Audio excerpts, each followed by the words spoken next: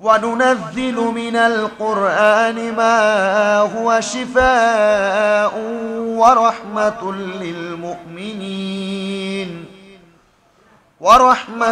لِلْمُؤْمِنِينَ وَلَا يَزِيدُ الظَّالِمِينَ إِلَّا خَسَارًا জবান খুলে পড়ি সুবহানাল্লাহ।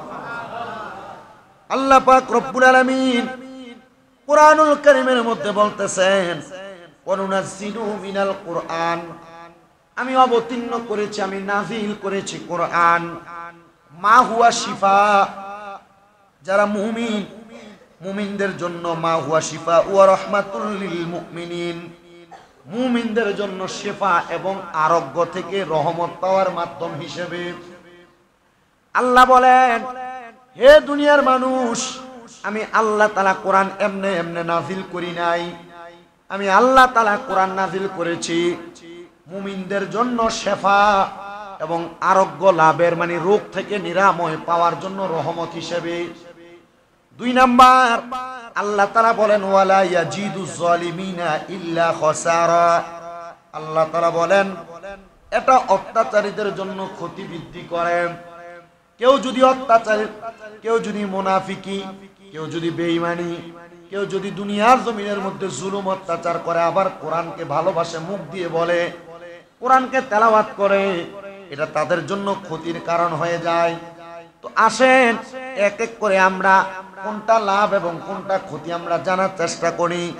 আল্লাহ তাআলা তার পেয়ারা হাবিব মুহাম্মদুর রাসূলুল্লাহ সাল্লাল্লাহু আলাইহি ওয়াসাল্লামের হাদিসে মুবারাকার মাধ্যমে বলার আগে আল্লাহ তাআলা ওনার কোরআনুল কারীমের মধ্যে কোরআনের শান বর্ণনা করতেছেন, মর্যাদা বর্ণনা করতেছেন। আল্লাহ বলেন ওয়া ইন কুনতুম ফি রাইবিম মিম্মা নাযালনা আলা আবদিনা ফাতু বিসূরাতিন মিন মিসলিহি ওয়াদউ শুহাদাআকুম মিন দুনিল্লাহি ইন কুনতুম সাদিকিন। আল্লাহ পাক রব্বুল আলামিন বলেন, আর আমি আমার প্রিয় বান্দা মুহাম্মদ সাল্লাল্লাহু আলাইহি ওয়াসাল্লামের প্রতি যা অবতীর্ণ করেছি, যা নাযিল করেছি, যদি তোমরা কোনো সন্দেহ করো তার উপরে, শুনে রাখো, তাহলে তোমরা এর অনুরূপ কোন সূরা আনয়ন করে দেখাও। মানে আল্লাহ তাআলা নবীজির উপর কোরআনুল কারীমের মধ্যে যে 30 পারা আয়াতে কারিমাগুলা নাযিল করেছেন 6666টা। আল্লাহ বলেন, বান্দা যদি তোমরা তা অস্বীকার করো তাহলে তোমরা এর মধ্যে, এটার মধ্য থেকে অনুরূপ একটা ছোট্ট সূরা, একটা আয়াত, একটা বাক্য তোমরা তেলাওয়াত করে দেখাও। কেন? এবার আমার আল্লাহ তাআলা আবার বলতেছে ওয়াদউ শুহাদাআকুম মিন দুনিল্লাহ, আর যদি তোমরা সত্যবাদী হও তাহলে ইন কুনতুম সাদিকিন, যদি সত্যবাদী হও তাহলে তোমরা আল্লাহ ব্যতীত তোমাদেরকে সাহায্যকারীদেরকে আহ্বান করো। মানে বলতেছে আল্লাহ ছাড়া বান্দার জন্য কোনো সাহায্যকারী নাই। যদি তোমরা পারো আল্লাহ তাআলার কোরআনের মতো একটা কোরআনের আয়াত অথবা একটা কোরআনের বাক্য তৈরি করে দেখাও, তোমাদের জন্য সহযোগিতা করার জন্য আল্লাহ ছাড়া আর কাউকে রেডি করে দেখাও। পারে নাই। আরবের মধ্যে উকাজ মেলা হইতো, ওই উকাজ মেলার মধ্যে প্রতিযোগিতা দিয়েছে, কে কেমন বাক্য লিপিবদ্ধ করে করে, কবিতা লিপিবদ্ধ করে করে এই আরবের উকাজ মেলার মধ্যে প্রদর্শন করবে। যারটা বেশি সুন্দর হবে তাকে প্রথম পুরস্কার দেওয়া হবে।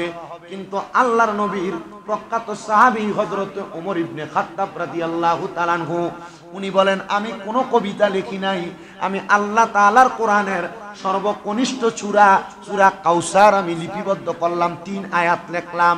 লেখার পরে উকাজ মেলার মধ্যে আমি সূরা কাউসারটাকে এভাবে লাগিয়ে দিলাম। সব কিছু দেখার পরে উকাজ মেলার পরিচালক দেখলো আমার কোরআনের সূরা কাউসারের মর্তবা এত বেশি, এত মর্যাদাবান, এটা সম্মান এত বেশি, এটা তেলাওয়াত করলে এত সওয়াব পাওয়া যায়।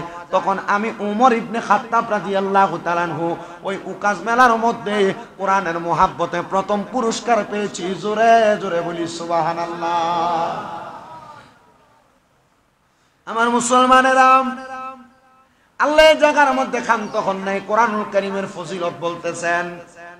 পর্দার অন্তরালের মধ্যে যে মা বোনেরা শুনতেছেন, আপনারা যারা আল্লাহর কোরআন তেলাওয়াত থেকে বিরত আছেন, আপনাদের কদমের মধ্যে হাত রেখে বলবো, আপনারা যারা এখানে ভাই বাবারা আছেন, যারা সপ্তাহে একবার মাসে একবারও কোরআন তেলাওয়াত করেন না, মানে আল্লাহর কোরআনটাকে খুলেও দেখেন না, আপনাদের কাছে করজোরে আবদার থাকবে, যদি সুযোগ থাকে আল্লাহর কোরআনটা খুলে খুলে পড়বেন। কারণ দেখে দেখে কোরআন পড়লে কোরআনের নূর, কোরআনের মুহাব্বত সিনার মধ্যে জাগ্রত হয়। যারা পড়তে পারেন না, পারলে কোরআন শরীফটা খুলে খুলে কোরআনের দিকে তাকিয়ে থাকবেন, আমলনামার মধ্যে সওয়াব হবে।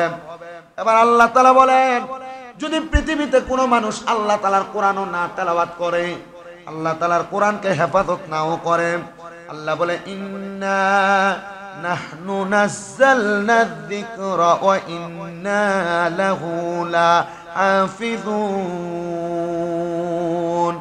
নিশ্চয় আমি কোরআন অবতীর্ণ করেছি, কোরআন নাজিল করেছি এবং এই কোরআনের সংরক্ষক আমি নিজেই। আল্লাহ তাআলা বলেন, বান্দা তুমি যদি কোরআন তেলাওয়াত নাও করো, কোরআনকে সংরক্ষণ নাও করো, কোরআনকে মুহাব্বত নাও করো, আমি আল্লাহ এই কোরআনকে সংরক্ষণ করব, মুহাব্বত করব, কোরআনকে আমার কাছে রাখবো। আল্লাহ কেন? আল্লাহ তাআলা আবার বলতেছে, ওয়া নাযালনা আলাইকাল কিতাবা তিবয়ানাল লিকুল্লি শাইইন ওয়া হুদাও ওয়া রাহমাতাও ওয়া বুশরা লিল মুসলিমিন। আল্লাহ তাআলা বলেন, আমি মুসলমানদের জন্য আপনার প্রতি প্রত্যেক বিষয় স্পষ্ট ব্যাখ্যা স্বরূপ, মানে মুসলমানদের জন্য রাসূলের প্রতি প্রত্যেক বিষয়ের ব্যাখ্যা স্বরূপ ভাবে আল্লাহ তাআলা পথের নির্দেশ, রহমত, সুসংবাদ স্বরূপ একটা কিতাব নাযিল করেছে। ইয়ানে কিতাবি বামানা কোরআনুল কারীম। এই জায়গায় কিতাব বলতে আমার আল্লাহ বুঝাইছে কোরআনুল কারীমকে। মানে আমরা দুনিয়াতে জন্ম থেকে মৃত্যু পর্যন্ত যত রকমের কর্মকাণ্ড করব, সকল কর্মকাণ্ড কোনটা করলে কিভাবে ভালো হবে, কোনটা করলে কিভাবে খারাপ হবে, আল্লাহ তাআলা সব কিছুর সমাধান কোরআনুল কারীমের মধ্যে দিয়েছে। এজন্য উলামায়ে কেরাম বলতেছে, হে মুসলমানেরা, তোমরা যদি পারো তোমাদের জীবনে কোরআনুল কারীম তো আরবিতে তেলাওয়াত করবা, যদি সুযোগ হয় কোরআনুল কারীমের প্রথম থেকে শেষ পর্যন্ত তোমরা কমপক্ষে 3 বার বুঝে বুঝে অর্থ সহ পড়ো। কেন? কারণ কোরআনুল কারীম অর্থ সহ বুঝে বুঝে পড়লে একটা মানুষের জাদাতুম ঈমানা, ঈমান পরিপূর্ণ হয়, ঈমান তাজা হয়। কিভাবে পড়লে? অর্থ সহ পড়লে। আমার যে কথা, আমরা তো কোরআন শরীফই পড়তে চাই না, বা কোরআন তেলাওয়াত করব দূরের কথা, এটার যে একটা পরিচর্যার দরকার, সন্তানদেরকে কোরআন তেলাওয়াত করানো, কোরআন পড়ানো, কোরআন শিক্ষা গ্রহণ করানো, এটার ব্যাপারে আমরা খুব উদাসীন। কিন্ডারগার্টেন বলেন, বিভিন্ন স্কুলে বলেন, আপনি ভর্তি করাচ্ছেন, করান, অসুবিধা নেই, ইংলিশ মিডিয়ামে পড়ুক, কিন্ডারগার্টেনে পড়ুক। বাংলাদেশের ছেলেরা ডাক্তার, ম্যাজিস্ট্রেট, ব্যারিস্টার হওয়ার প্রয়োজন, কিন্তু আপনি আপনার সন্তানটাকে আগে আল্লাহর কোরআনের শিক্ষা দেন। কারণ কি? এটা যখন শিক্ষা দিবেন তার ঈমান বৃদ্ধি হবে, তার দ্বারা কোনো অপকর্ম হবে না, তার দ্বারা কোনো নিষ্ক্রিয় কাজ হবে না, তার দ্বারা কোনো খারাপ বাজে কাজ হবে না। আল্লাহ তাআলা এই কোরআনের নূর মুহাব্বত আমাদের সিনায় গ্রহণ করার তৌফিক দান করুন। জোরে পড়ি আমিন।